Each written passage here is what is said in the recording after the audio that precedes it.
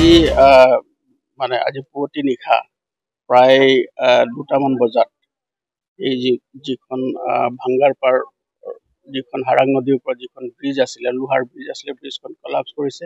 ইয়াৰ গাড়ী দুখনো তলত পৰি গৈছে আৰু আমি লগে লগে ইয়াত আহিছো। আহি ইয়াৰ যি ৰেস্কিউ অপাৰেশ্যন আছে সেইখিনি আমি কৰিছো আৰু ইয়াৰ যি অল্টাৰনেটিভ ব্যৱস্থা ল'ব লাগে মাননীয় ডিচি মহোদয়ও আহি আছে। আমি কথাটো আলোচনা কৰিছো আৰু চাইডেদি এটা ৰাস্তা আছে। আমি নিজে ৰাস্তাটো ৰাতি গৈ চাইছো।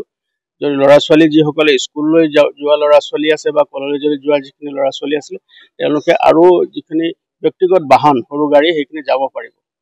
গতিকে এই যিখন ব্ৰিজ এতিয়া ইয়াত কলাপছ হৈ গৈছে পৰি গৈছে, গতিকে ইয়াৰ যিটো ব্যৱস্থা আছে যাতে ইয়াত কোনো ধৰণৰ অসুবিধা নহয়, মানে এতিয়াতো ৰাস্তাটো সম্পূৰ্ণৰূপে বন্ধ হৈ গৈছে আৰু সেইকাৰণে আমি ইয়াত ব্যৱস্থা গ্ৰহণ কৰিছো।